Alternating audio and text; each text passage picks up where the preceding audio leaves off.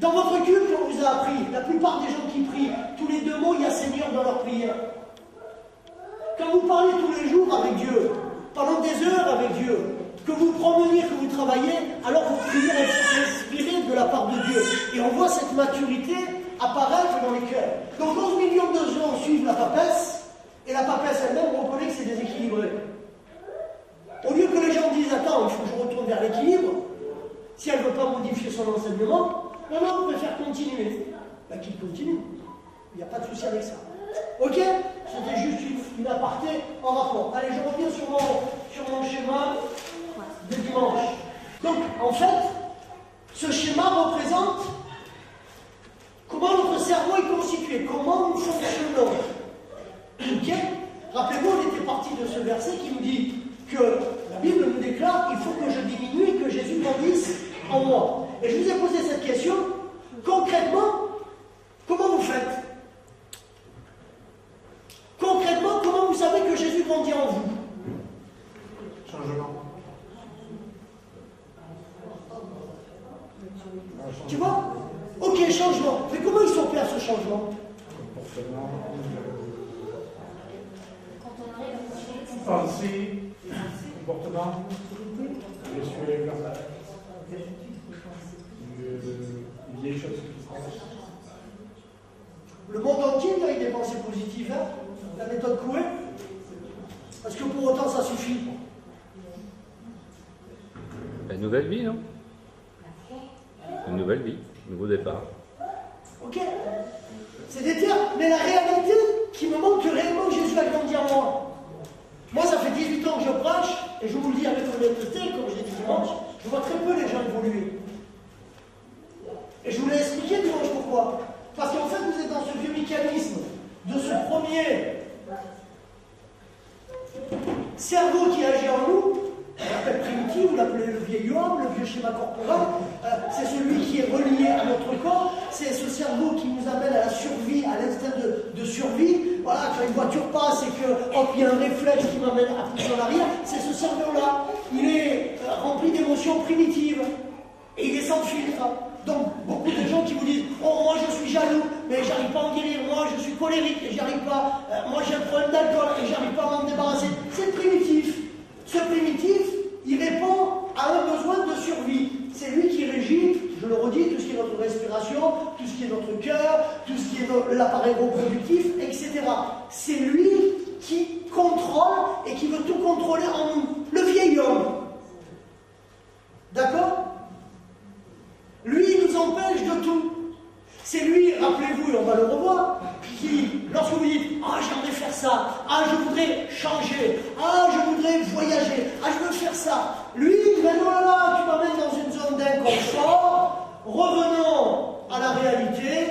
Ne bouge pas. Reste tranquille. Reste assis. Tu te rappelles, à chaque fois que tu as voulu faire ça, ça n'a pas marché. Tu t'es loupé. Et pourquoi ça changerait, etc. » Voilà. Ça, c'est le primitif. Je ne vais pas redire ce que j'ai dit tout dimanche. Hein, ok? Et puis il y a le deuxième, il y a le limbique, qui est le siège de nos émotions. Lui, il a deux fonctions, mémoire et apprentissage. C'est-à-dire que dans mon primitif, j'ai vécu des expériences dans mon enfance, dans mon éducation, j'ai eu de bons parents, de mauvais parents, j'ai été blessé. Lui, il a stocké au niveau des émotions, alors les amygdales, aussi, l'hippocampe, etc., l'hypothalamus, tout ce qui est la mémoire et tout ce qui est l'apprentissage. D'accord?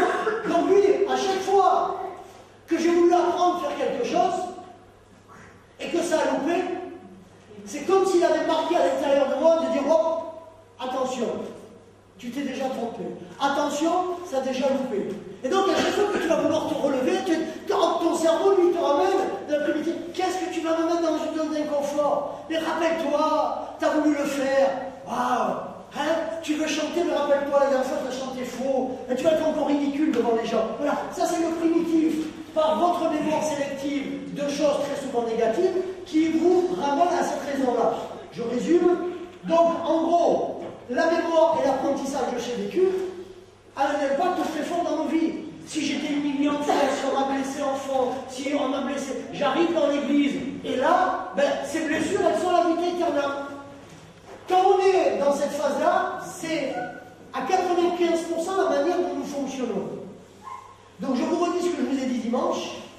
Vous pouvez mettre toute la religion que vous voulez dedans. Elle ne fera que vous amener à des notions négatives. Vous pouvez proclamer dessus tout le nom de Jésus que vous voulez dans ce vieux schéma, il ne changera rien.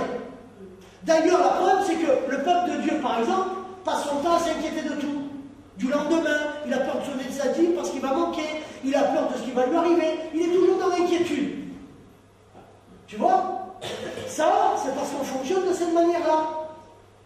Pourtant, Jésus nous dit l'inverse, il nous dit, ne nous inquiétons de rien. C'est bien ce que dit la Bible. Il y a des passages, ne porte pas des regards inquiets ni à droite ni à gauche. Il y a des passages entiers dans Matthieu qui dit, mais ne vous inquiétez de rien, mais en tout temps, faites confiance à Dieu. On sait que le Père répond à chacun de nos besoins, et pourtant nous continuons à fonctionner à cette chose-là. Donc, nous empêchons notre foi de nous exprimer, parce que dans ce schéma, et je disais quelqu'un qui jeûnait dimanche, je lui dis, dans ce cas-là, tu peux jeûner toute ta vie, hein. Puisque le primitif contrôle tout. Tu vas passer ton temps à te battre entre les deux chiens qui sont en toi, mais tu ne gagneras jamais. Puisque celui qui rentre, c'est le primitif, tu es dans ta zone de confort. C'est pour ça que je vous dis souvent, les gens ont de mauvais repères par leur blessure, ils préfèrent rester dans l'isolement, ils préfèrent rester seuls. Reprenez tous les gens qui passent leur vie derrière Internet à regarder les cultes de droite et de gauche, à part ceux qui sont malades, à part ceux qui ne peuvent pas se déplacer, qui sont devenus vieux. Mais en fait, c'est le primitif qui dit qu'est-ce que tu vas aller dans une église? Tu vas encore te prendre la tête avec eux, tu vas encore te prendre le choix avec eux, et puis tu vas voir, il va encore avoir un problème. Hein, voilà. Et bien ça, c'est votre primitif qui vous ramène un rapport de vos mauvaises expériences passées. Votre mémoire n'a enregistré, entre guillemets, en gros, quasiment que du négatif. Donc du coup c'est un frein, ça vous empêche. Et à 95% sont là. D'où reprenez les églises, reprenez vos vies. Toutes les fois que vous voulez faire, que vous voulez vous mettre en action, tout vous ramène à dire non, non. J'aimerais, j'aurais voulu, je souhaitais vraiment si j'avais pu. D'accord? Et puis, en fin de compte, vous restez toujours assis et vous n'évoluez pas. Alors les gens se sont mis des critères pour masquer ça. Ben, j'appartiens à une église. Je viens le dimanche. J'ai prié à haute voix. Est-ce que ça prouve que Jésus a grandi en vous? Regardez le verset maintenant dans Matthieu 9, 17. Vous l'affichez. Que dit la Bible? Elle dit, on ne met pas du vin nouveau.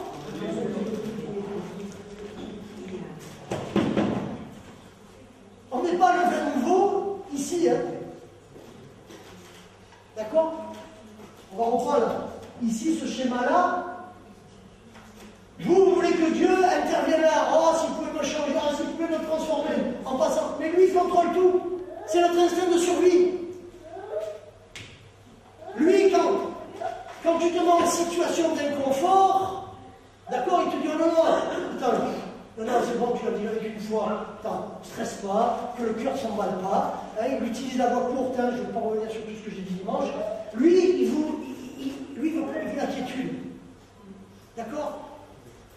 Par exemple, on va voir que le cortex, lui, va vous dire, mesdames, il arrive le beau jour, il faut faire le régime. Alors, pour faire le régime, on va moins manger. Et puis, on va essayer d'aller courir et de faire. Mais c'est dur. Lui, primitif, on va avoir des émotions, il dit, mais t'as déjà essayé plein de fois. Voilà, t'as couru, est-ce que t'as maigri? Et puis, regarde comme c'est fatigant. Et puis, demain, tu dois aller travailler. Ça va être compliqué. Et du coup, les gens ne changent pas. Ils donnent l'impression de changer. Mais c'est toujours la même chose. Il y a des gens qui viennent me voir, ça fait 600 fois que je leur dis la même chose. Mais je les vois encore ce soir, mais 600 fois, rien n'a changé. C'est toujours la même chose. Et puis ils vont me rappeler dans 15 jours, ils disent, oui, mais pasteur, tu te rends compte qu'il y a eu, elle a mâché ce qu'il m'a fait. C'est toujours la même situation, on te l'a dit, rabâché. Pourquoi? Son schéma, il est là. Tu peux leur dire tout ce que tu veux, ça ne change pas. Reprenez, Jésus peut venir. Et je redis l'exemple pour bien que vous compreniez, et après on passe à autre chose. Jésus traverse les murs. Jésus fait mettre les doigts dans les stigmates de Jésus. Il leur dit, qu'est-ce que vous avez à manger? Un peu de miel? Ok, je me mets à table avec vous. 2 fois ils viennent, ils reçoivent ma paix. Qu'est-ce que ça a impacté dans leur vie? Rien. Rien, ils ne se pardonnent pas, ils n'y arrivent pas. Pourquoi? Ils sont bloqués. Je vous l'ai dit, le circuit est fermé. Quand on fonctionne à 95%, même Jésus, miraculé,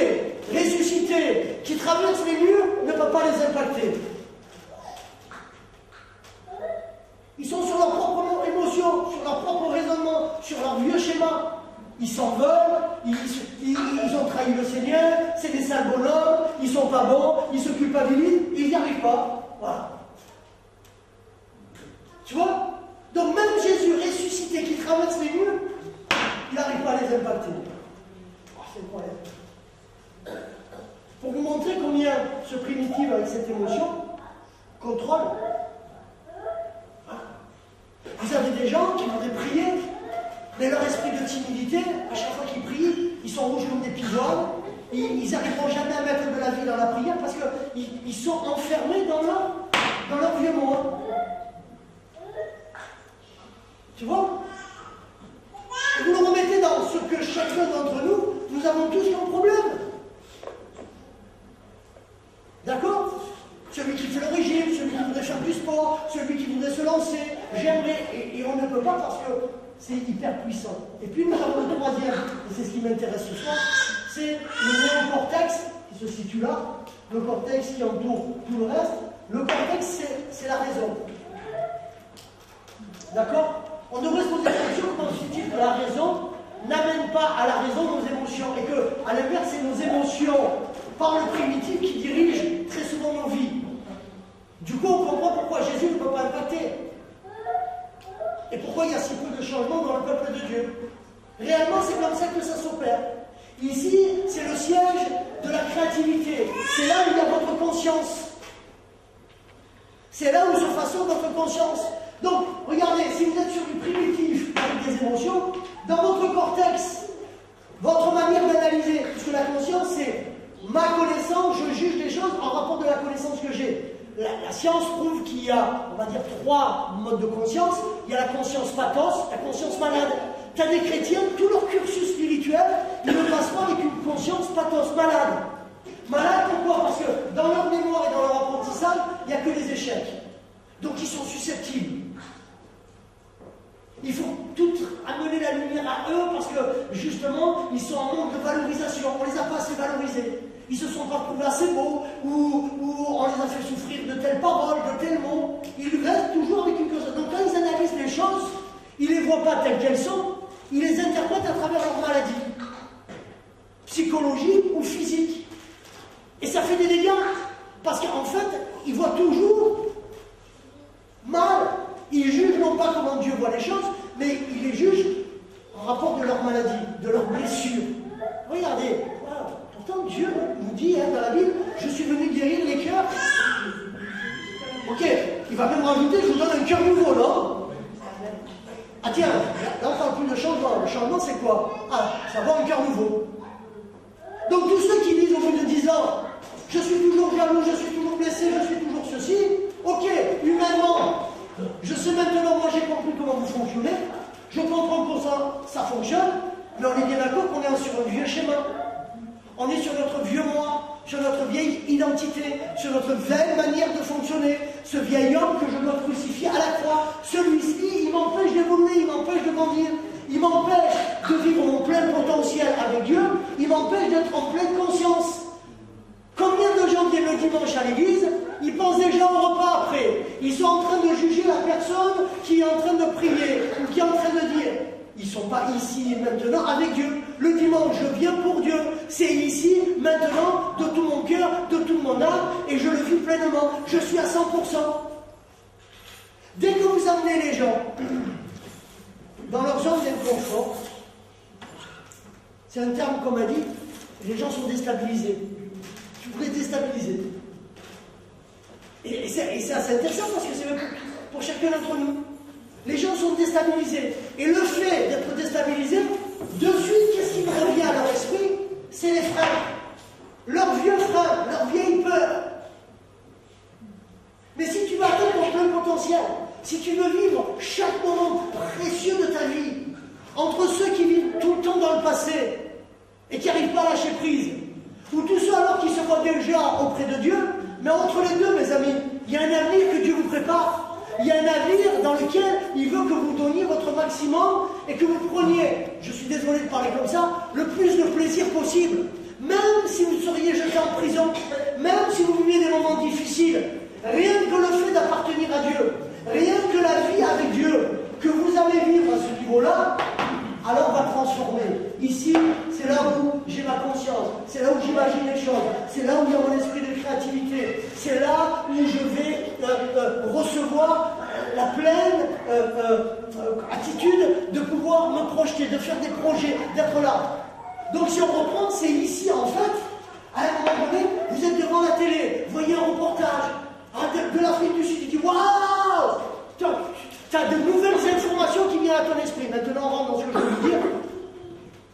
D'un coup, tu ne connaissais pas, toi. Et puis, tu vois ce safari, hein, tu vois ce qu'ils appellent les 5 bigs. Voilà, tu vois le lion, tu vois l'éléphant. Je les ai rencontrés. Tu dis, waouh, c'est fascinant. Je vais aller voir là-bas, loin de moi, je vais aller les voir. Ton esprit. Et alors, ton siège des émotions, il dit, waouh, c'est extraordinaire, parce que tu vas vivre, il faut que tu y ailles. Vraiment, c'est génial. Waouh! Ah, tu vas voir tous ces animaux, puis tu vas rencontrer de nouvelles personnes, tu vas te régaler. Et puis il y a le primitif, lui, qui survit, il dit, tu vas payer comment d'abord, hein? Voilà. Et puis deux, tu vas te fatiguer, d'accord? Et puis trois, tu te tournes, et lui va te dire, non, mais je suis là-bas, c'est bien le regard de la télé, je vais rester là. Et ça, c'est la plupart des chrétiens. Empêcher de tout. Humainement, je peux me comprendre. Spirituellement, non. Spirituellement, c'est pas compréhensible. Puisque Dieu vous donne un cœur nouveau.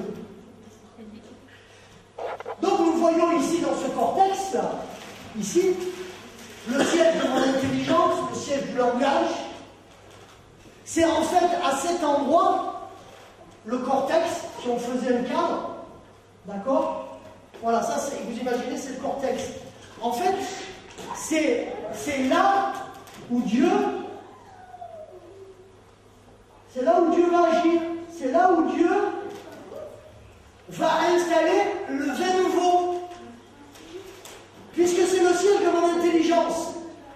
Et reprenez la Bible, qu'est-ce qu'elle dit? Elle dit maintenant, alors, pour que tout le monde soit clair, ici c'est 95% et ici ça ne représente que 5% pour tous les hommes. Nous chrétiens, nous sommes appelés à développer cette qualité-là pour qu'il agisse justement sur le primitif, le vieil homme, et qu'il transforme nos émotions, bien évidemment. Quand on fonctionne là-dedans, très souvent, je rappelle les circuits courts, je suis en peur, je suis jaloux, j'ai tel problème, j'ai tel souci, hop, ça crée un blocage. Et même mon intelligence m'empêche de voir les choses comme elles sont. D'où la conscience. Alors, pas tort, c'est puis la conscience ordinaire. Hein, je ne vous ai pas dit, mais j'ai suffisamment prêché. Là, alors, la conscience ordinaire, c'est quoi? C'est je vois les choses comme elles me paraissent qu'elles sont, mais pas comme elles sont. C'est très différent. D'accord? Exemple. Je fais quelque chose dans ma vie et je vais me tromper. Tout en étant chrétien, je me trompe. Dans mon vieux schéma, ça a un nom, ça s'appelle un échec. Mais aujourd'hui, comme j'ai renouvelé soi-disant mon intelligence, c'est plus un échec. C'est un moyen d'apprentissage et d'apprendre. Qu'est-ce que Seigneur tu veux m'apprendre? C'est ce que Joanie un jour nous disait quand elle a loupé le permis. Seigneur, qu'est-ce que tu veux m'apprendre derrière? Qu'est-ce que je dois transformer? Qu'est-ce que je dois changer? C'est-à-dire, waouh, mon analyse commence à changer. Je commence à vivre réellement la parole de Dieu. En fait, le vin nouveau va commencer à impacter. C'est Dieu qui agit en moi. Et là, on reprend les versets de la Bible. Dans la réalité, c'est comme ça que ça se passe. L'Esprit de Dieu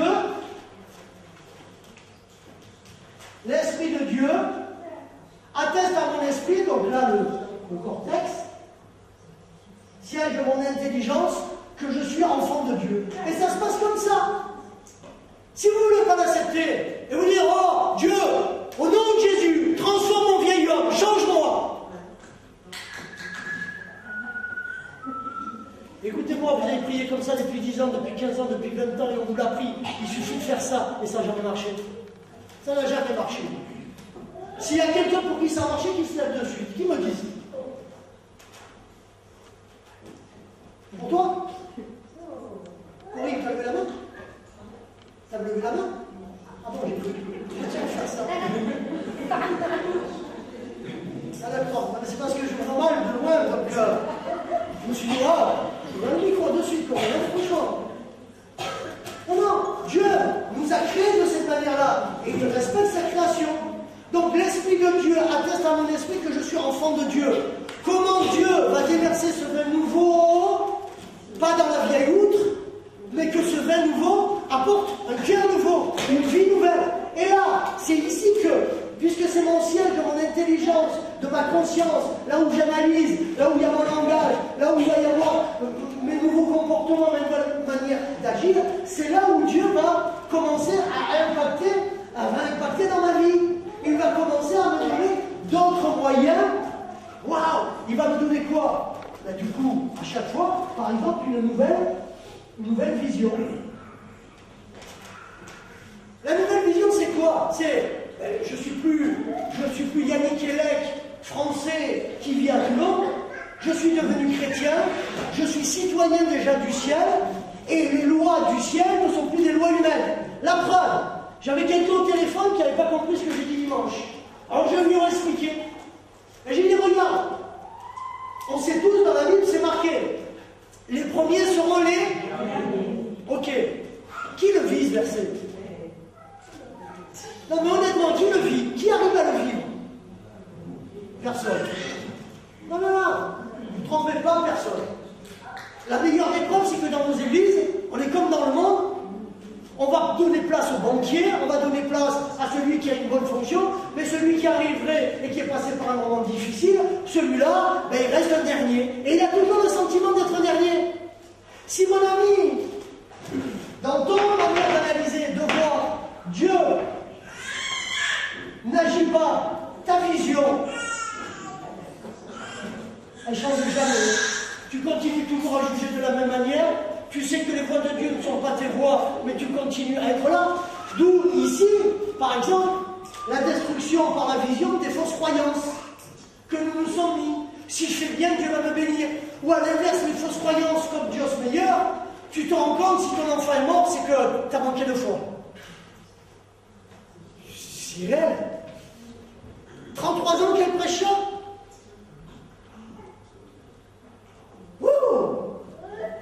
J'ai loupé ma vocation, moi. Hein.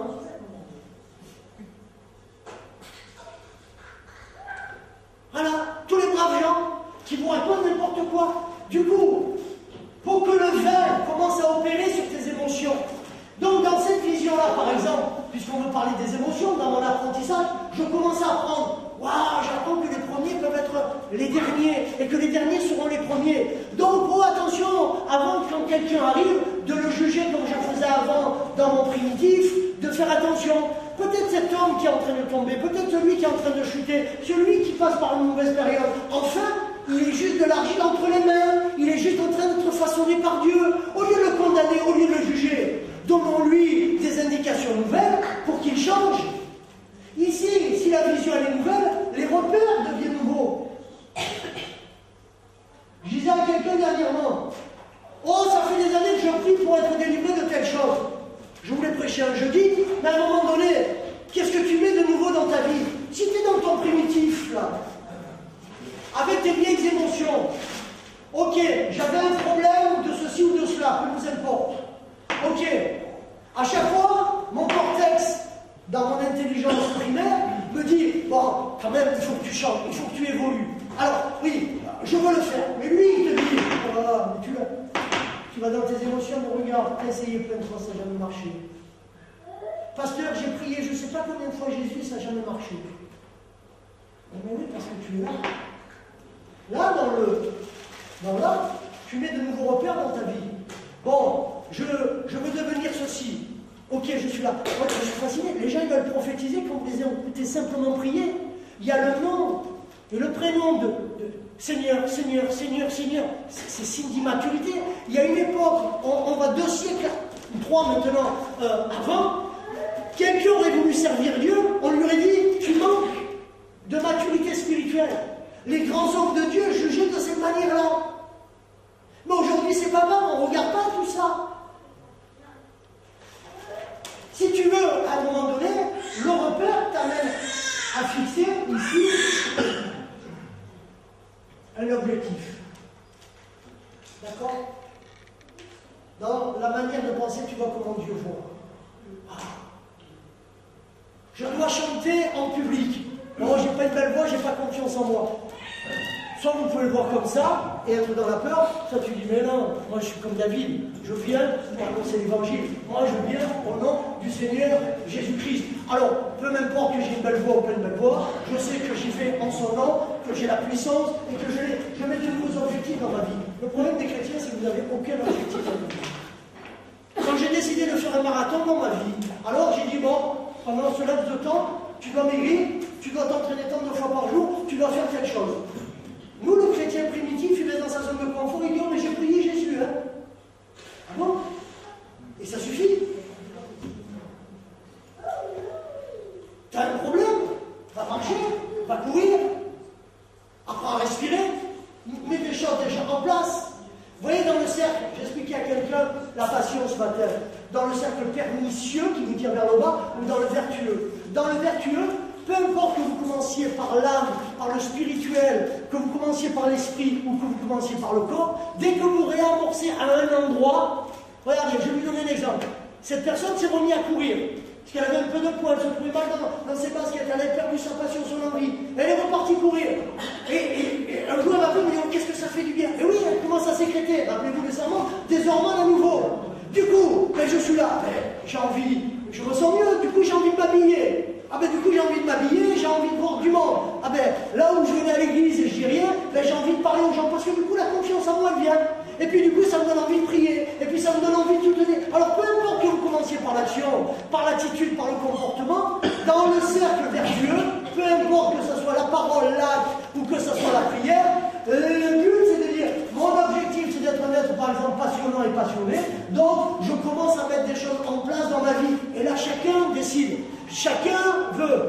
Si tous les jours de notre vie, là, quand vous vous réveillez, par exemple, nouveau repère, tu mets, et que dès que la première chose que tu vois, tu dis, je suis un chrétien. Rappelez-vous le serment, c'est quoi un chrétien? Finalement, si on posait la question. Oui, à part des généralités que vous me balancez là, vous êtes un petit Christ, et alors, ça veut dire quoi? Moi, t'es un petit Christ, et alors? Wouh! Voilà, quand tu t'es gargarisé le cerveau en disant je sais que c'est un petit Christ, dans la réalité ça fait quoi? Parce que si tu passes ton temps le matin, dès le matin à t'inquiéter pour la journée, si tu vis comme le monde en jugeant tout ce qui va passer, si tu n'as pas une nouvelle vision, si tu ne dis pas qui je vais évangéliser, qu'est-ce que je vais faire aujourd'hui pour le Seigneur? Car si on prenait rien de se fait dans la vision, qui travaille pour le Seigneur? Les gens travaillent pour leur propre service, pour leur propre ventre. Ah Dieu donne-moi, ah Dieu bénis-moi, reprenez l'intégralité de la vision de vos prières. C'est l'argile qui dit au potier, je veux être ça, je veux que tu me donnes ça, je veux que tu fasses ça, je veux que tu aies là. Quel impact ça a dans vos vies? Vous rigolez? Vous croyez que Dieu, on dit à Dieu ce qu'il va faire? Soi-disant, il a notre destinée entre ses mains. C'est lui qui a créé la providence, c'est lui qui a créé la prédestination et l'élection. Et c'est vous qui allez dire à Dieu ce qu'il doit faire dans vos vies. Non mais c'est énorme. Et les chrétiens peuvent continuer tout leur cursus spirituel à la fois en tant des hommes et des femmes qui croient à la prédestination. Les pasteurs, moi j'y crois à la prédestination et à l'élection. Et c'est les mêmes hommes qui vous disent mais je crois au libre arbitre. Non mais on rêve. C'est incompatible. Si tu ne transformes pas ton disque dur à ce niveau-là, ta vision ne changera jamais. Et tu vois bien que la vision ne change pas.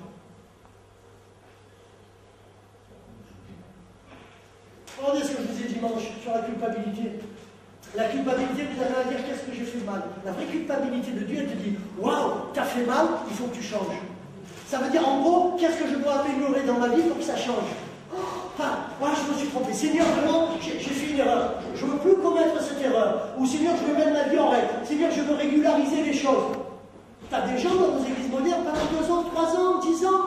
C'est toujours dans le même péché, c'est toujours dans la même situation, c'est toujours là. Alors il te parle de sainteté, cette sainteté illusoire. Dans la vision véritablement biblique,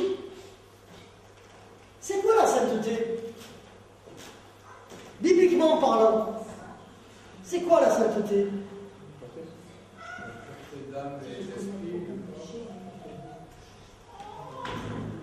Tu vois, c'est intéressant.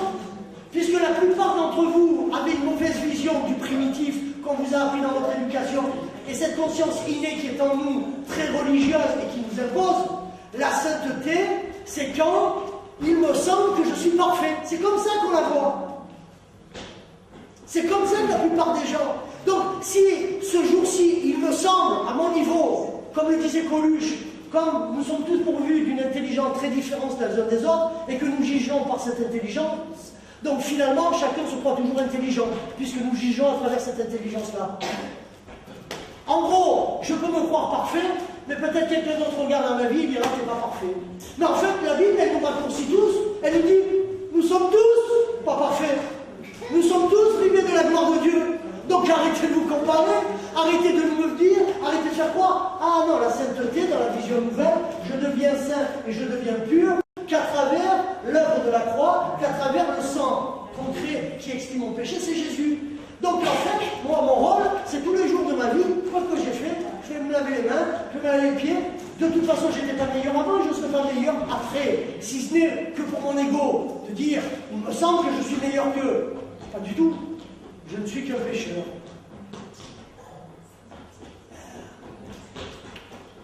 Tu vois, tant que la vision n'est pas transformée, ça ne peut pas activer dans notre primitif. Et donc, ça ne peut pas activer. Dans cette vision-là, par exemple, dans ce repère, il y a l'esprit. Dieu agit à travers son esprit, hein, par exemple. C'est l'esprit qui est mon professeur, qui m'éduque, mais il agit à ce niveau-là, le Saint-Esprit. C'est lui qui convainc, c'est lui qui pousse les soupirs. Où est-ce qu'il pousse les soupirs? Où est-ce que coule le vin nouveau qui va couler sur mon vieil homme, qui va me changer et qui va changer au niveau de mes émotions? C'est à ce niveau-là. Et le Saint-Esprit, c'est mon professeur. Je suis en écoute. C'est lui qui, à travers l'expérience, à travers le vécu, à travers mes joies, à travers mes échecs, à travers quand j'ai bien fait, quand j'ai mal fait, il m'apprend, il me parle à mon cœur, il suscite, il me reprend, il m'encourage, il me permet d'agir et il m'amène à une vision juste des choses. Par exemple, quelle est l'œuvre du Saint-Esprit? De me faire réaliser, regardez, que Dieu, il est qui?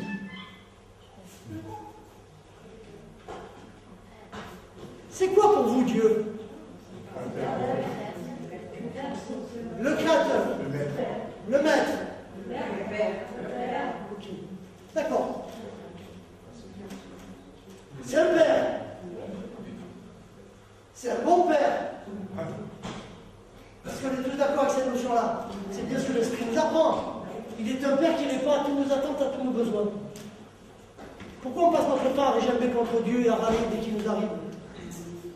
Dès que ça ne va pas comme ça nous fait, c'est le primitif qui nous ramène à ça dans nos émotions. Pourtant, le Père, si nous avons la notion du Père, c'est un Père qui répond à tous nos besoins.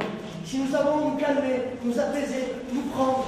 Là, par exemple, les amis, Dieu agit à travers la foi. Le moyen par lequel il va agir, c'est l'esprit qui va susciter la foi en chacun d'entre nous. Et je vis les choses à travers non plus mes 5 sens, mais ce 6e sens. C'est là où la foi, c'est là où le filtre de Jésus-Christ se met. C'est là le champ d'action de Dieu. Par la foi, maintenant, je vois les choses. Par la foi, je commence à diriger mes pas. Ça change tout, ça transforme tout. C'est là que je comprends que les voies de Dieu ne sont pas mes voies et que je n'ai pas à vivre un évangile humain, mais que je dois aller chercher la voie supérieure, c'est-à-dire celle de Dieu. Et dans celle de Dieu, elle m'a dit, mais pourquoi je veux m'inquiéter puisque j'ai mon Père qui veille sur moi? S'il est réellement un Père et un bon Père, alors il m'apportera pour un enfant, comme je le fais pour mes enfants, tout ce qu'il y a de meilleur, tout ce qui est bon pour lui. Et s'il va me reprendre et me filer une calbotte, ou me donner un coup de pied, ou s'il m'amène à l'épreuve, c'est pour m'apprendre. Alors pourquoi toujours aller? Pourquoi toujours ne pas être en confiance? Pourquoi toujours être apeuré? Pourquoi toujours aller? Pourquoi toujours être jaloux du don de l'autre? Pourquoi toujours être là en colère? Pourquoi toujours vouloir rester seul dans sa manière de penser, sa vieille manière de penser? Vous savez, un jour la Bible elle dit, nous avons tous le même esprit. Écoutez, si on était honnête, si on a tous le même esprit, on devrait tous voir la même chose. Hein. Si c'est le même esprit, c'est pas, il n'a pas donné l'évangile à Yannick Évêque, il en a donné un autre à Jules Meyer. Hein. Normalement, c'est bien le même, il doit nous enseigner la même chose. Et dans une église, vous pouvez avoir une même âme, un même cœur, une même envie, un même désir. Si bien sûr nous vivons tous par la foi. Le problème d'où il vient, c'est que tu en as quelques-uns qui vivent cette foi et que la grosse majorité à 95%, ils vivent ça. Ah, d'où viennent vos querelles? D'où viennent vos disputes? Ça vient de vos égaux. C'est-à-dire de la non-transformation. Moi j'ai vu des choses étonnantes dans cette église en 18 ans, je ne parle pas que de là, mais en 18 ans. J'ai vu des gens se disputer pour un ordinateur. J'ai vu des gens se disputer pour faire un repas à la cuisine. Simplement des histoires d'ego. Simplement des histoires de personnes. Je ne veux pas revenir dans le couteau là un peu, mais j'ai vu des gens qui étaient âgés, qui avaient 30 ans de conversion ou 50 ans, machin, venir avoir peur des gamins qui menaient la loi, être après. Mais tu dis, c'est irréel tout ça. Et ils se disent chrétiens, entre guillemets, ils se croient remplis de foi, parce qu'ils donneraient des leçons au monde entier. Mais il y a eu la transformation, ils sont toujours autant blessés. Qu'est-ce qui se passe? Est-ce que la Bible serait un mensonge ou elle est la vérité? Moi je crois qu'elle est la vérité. Et là, elle nous change. Et maintenant, donc, si vous avez compris, dedans, ce qui est beau, c'est que je peux agir. Je vous relis ce que disait Marc Aurèle, cet empereur, et c'est profond. La souffrance n'est pas due à la chose elle-même, mais à l'appréciation que nous en avons. Et cela, nous avons le pouvoir de le modifier à tout moment. Alors maintenant, je viens là. Car à partir d'un moment donné, on reprend nous chrétiens, je suis en intimité, en cœur à cœur avec Dieu, que ma vision change, que je me laisse imprégner par la foi et par l'action de l'esprit, à travers la prière et à travers la méditation de la parole. Alors ma conception, ma vision des choses, elle va commencer à changer et elle va impacter à l'intérieur de moi comme à l'extérieur de moi. Elle va impacter à l'intérieur de moi dans mes émotions maintenant et dans mes sentiments. C'est-à-dire que si on reprend, si mon cortex domine sur mon primitif, je vais commencer à transformer ces émotions-là. Dimanche, on a fait un exercice avec Cindy, un simple exercice. D'elle-même le dira, je lui ai juste donné des informations nouvelles. Ces informations nouvelles, on fait quoi? Sont venues à ses émotions. Ça lui a donné, dans sa mémoire, quelque chose qui était positif. Elle a appris quelque chose. Quand elle en a eu besoin pour venir chanter après, elle n'est pas épuisée dans les choses négatives, elle allait chercher ce qu'elle avait besoin pour conforter. C'est-à-dire que le cortex lui dit, tu peux, vas-y, t'as appris, waouh, ce que t'as ressenti, waouh, ce que t'as vécu, waouh, tu es capable de ça. Et là, du coup, l'émotion dit, mais oui, bien sûr tu es. Et lui, le cortex dit, mais non, tu n'y arriveras jamais, le primitif. Mais là, du coup, comme elle a pris des nouvelles notions, et elle les a mis à des entrées, c'est le cortex, la raison, qui a dominé sur les émotions et qui a dominé sur les primitifs. Pourquoi? Parce qu'elle a décidé de mettre des choses nouvelles dans sa vie. Ah tiens, une nouvelle créature, hein, une nouvelle naissance, des choses nouvelles dans notre vie. Pas simplement de voir, mais de ressentir, de vivre, d'accepter. Et du coup, là, waouh, ça a changé, ça a transformé. Notre petite Jessica, un dimanche, je lui demande de chanter. Waouh, l'émotion, elle était rouge. Qu'est-ce qui se passe là? La peur de chanter. Elle fait un exercice. C'est la même chose. Ça veut dire que là, si vous comprenez, le fait de venir à Dieu, Dieu dit quoi? Par exemple, il dit, devant ma face, il y a d'abondante joie. Vous pouvez commencer à imaginer ce que c'est la joie pour vous. Et réellement la ressentir. Mais si vous passez votre temps à demander à Dieu, à réclamer à Dieu, alors vous n'êtes pas en train de louer Dieu. Je rappelle que la véritable louange, je suis désolé, ce n'est pas celle qu'on vous a appris. La louange, c'est je commence à regarder Dieu et dire oh que tu es grand, oh que tu es merveilleux, oh que tu es extraordinaire. Seigneur, je me rends compte parce que je te vois tellement grand, tellement beau, tu es si fantastique, tu lui demandes rien, tu fais que le louer. Ça te ramène à ce que tu es réellement et là tu le vois lui. Et lui, dans la louange, alors, du coup, ça crée un moment d'adoration. C'est quoi le moment d'adoration? C'est le terme grec qui est dans la Bible, c'est dire prendre dans les bras. Ça veut dire Dieu va répondre à vos attentes et à vos besoins. Dieu vient apporter ce qu'il y a. Si tu étais dans la tristesse, il va t'apporter la joie. C'est-à-dire qu'au niveau de tes émotions, que tout ce qui était négatif se transforme en positif. Et là, tu es capable par toi-même, en visualisant, quand je vous dis par exemple, que pour moi Dieu c'est un refuge. J'aime la montagne, j'aime skier, j'aime être, et donc quand je vais à la montagne, moi je vis. Et donc pour moi Dieu c'est ça, c'est un refuge, il y a une cheminée dedans, il y a un rocking chair, ça sent bon, je vois la tempête dehors et mon cœur est calme. Quand dans ma vie il y a la tempête, où est-ce que je vais?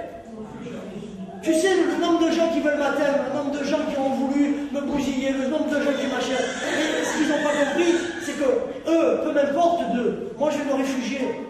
Et donc ils ne peuvent pas m'atteindre, leur parole ne peut pas m'atteindre, leur manière de faire ne peut pas m'atteindre. Je continue continue en route, je continue mon chemin, Dieu renouvelle mes forces, et j'ai toujours autant d'envie, autant d'ardeur, autant d'envie, et je grandis, et j'évolue, et je vais faire des études de ceci, et de faire de cela. Waouh! Là où tous les gens sont épuisés, fatigués, oh, ils se battent. Non, c'est pas. Je veux vous faire comprendre que, en fait, qu'est-ce que je fais? Je suis pas mieux que vous, ni pire que vous. Mais à un moment donné, j'ai changé dans mon contexte.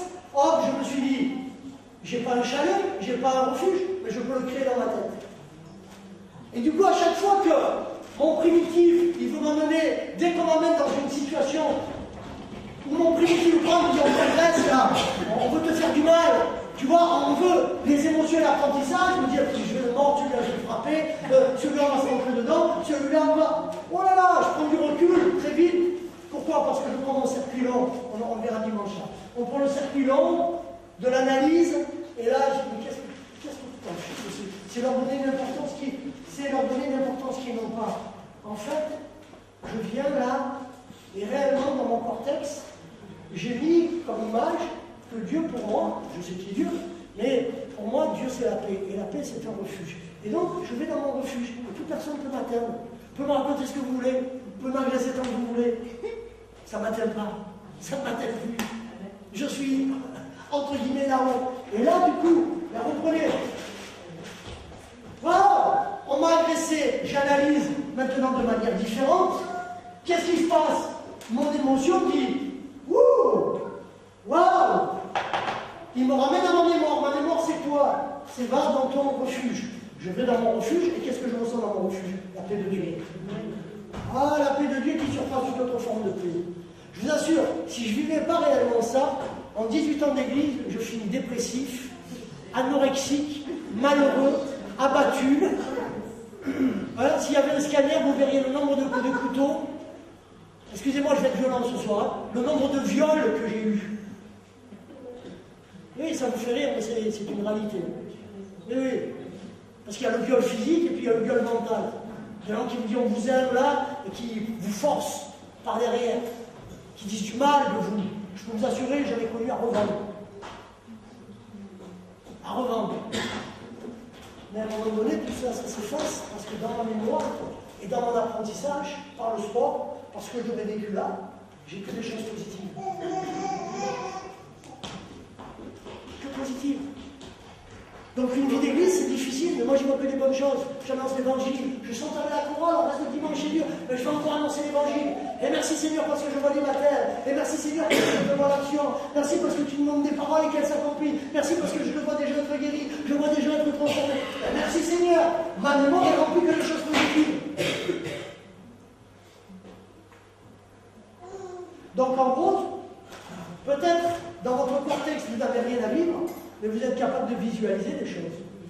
Est-ce que vous avez déjà essayé de visualiser Dieu sur son trône? D'accord?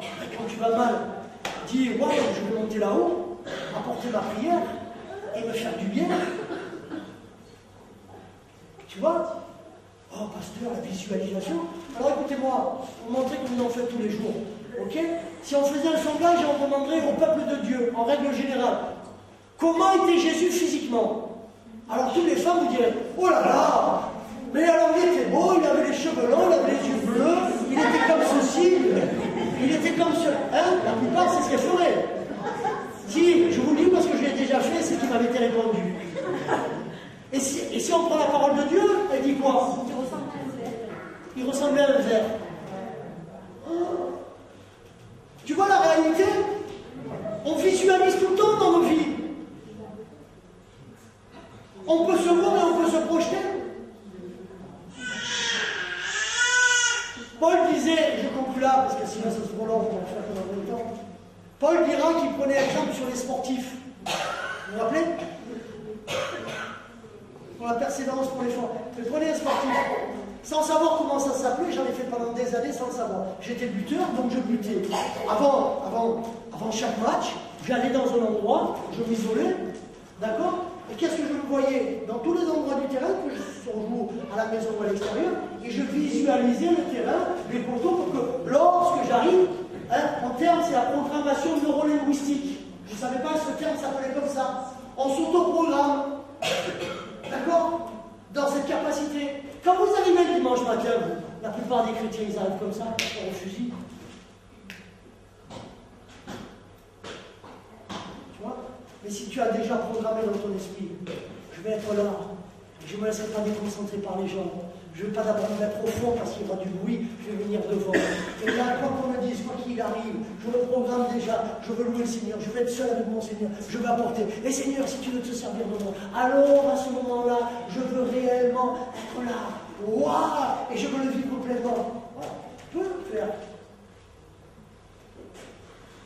La plupart, ils arrivent, ils sont disputés dans la voiture, ils ne sont pas arrivés, qui pensent déjà à repartir, ils sont en colère contre l'un, ils sont en colère contre l'autre. Ils vont te dire, j'ai ressenti le Seigneur. Bien sûr qu'ils peuvent la ressentir, mais que la parole ne peut pas impacter. En gros, cette chose-là va entraîner des transformations là où c'est très important pour nous, là où est le siège de notre affect, là où il y a l'apprentissage et la mémoire. Du coup, là, je vais commencer à me mettre à oser, je vais commencer à faire des choses, et je vais prendre de la valeur. Si je reprends l'exemple de Cindy et de la petite Jess, mais en rien, en deux détails, waouh, elles se sont senties à l'aise, l'estime de soi, la valeur. Et quand vous avez applaudi la petite dimanche qu'ils ont chanté, waouh, elle en prend plein. Mais du coup, elle est au début de sa vie, elle va monter, et elle peut monter. Et si vous n'y allez jamais, ça veut dire que c'est votre primitif qui domine. Donc vous ne pouvez jamais changer ça. Alors que la Bible nous dit, puisque l'Esprit de Dieu atteste à nos esprits, puisque les êtres nouveaux coulent en nous, alors il va impacter là-dedans. Et en fait, la prise de décision, c'est plus le primitif qui le prend. C'est là. Tu vois? Et là, c'est une réalité. Regardez, juste une dernière chose et je conclue là. Combien de gens, quand ils vivent un drame, un problème, qu'est-ce qu'ils font? Ils viennent de suite à Dieu. Oh Dieu, tu vois ce qui se passe. Oh, tu vois, je suis en colère. Tu vois ce qui est, tu es là. Et là, tu te dis, si on reprend ce que dit la Bible, elle te dit on doit s'approcher de Dieu avec assurance, avec foi, avec humilité aussi, c'est vrai. Avec cette chose-là, avec la foi. Dites-moi, si vous avez peur, si vous êtes inquiet, si vous êtes en colère, où est votre foi? Où est-ce que cette foi peut crier? C'est-à-dire, où est-ce que la foi va entraîner, là, de casser la barrière et de commencer à agir là? Jamais. Alors vous pouvez prier toute la journée. Vous pouvez lire la parole de Dieu toute la journée. Elle n'impactera rien. J'ai prêché des semaines, des mois entiers sur la conscience. Ça a fait quoi? Quand les gens leur demandent ce qu'est la conscience, ça ne va pas me répondre. Quand je leur demande les 3 formes de conscience, tout juste s'ils arrivent à les fonder. En gros, les gens veulent rester dans leur primitif et dans leur vieille émotion, dans leur vieille routine. Alors ils peuvent vous dire, oh je veux, oh là là, je vais me réfugier en Dieu, je fais confiance à Dieu. Mais ça produit aucun fruit. Pourtant la Bible dit, porter des fruits dignes de la repentance, de la nouvelle naissance. Où est-ce que ça se situe? Dans ma vie, ici. C'est ici. Je vois différemment, j'analyse différemment. Amen. Alors on ira plus loin jeudi pour ceux qui veulent venir. Et puis dimanche, je vous ferai tout le circuit, le long et le court. Réellement, comment ça se passe dans votre cœur et dans votre corps, ce que vous sécrétez, comment ça se passe, et nous allons voir comment Dieu, lui, veut que nous agissions en rapport de ça, le circuit court ou le circuit long. Et vous allez voir que très souvent, on emploie le circuit court, réellement. Et Dieu, si Dieu nous a fait comme ça, c'est que vraiment il veut nous parler de cette manière. Amen. Père éternel, pardon parce que j'étais long, mais tout le monde te louer, tout le monde te bénir. C'est tellement important de comprendre ces choses-là. Puisses-tu toi impacter. Je veux me rappeler que lorsque les disciples d'Emmaüs étaient avec toi, tu as dû leur ouvrir les yeux. Et puis ensuite, tu as allé voir les disciples et tu as dit qu'à un moment donné, tu as dû leur ouvrir les yeux. Puisses-tu nous ouvrir les yeux sur la manière dont tu nous as créés et dans la manière que tu opères en chacun d'entre nous pour que tu nous donnes les moyens aussi du changement. Ne dis-tu pas dans ta parole que tu es celui qui nous donne le vouloir et le faire?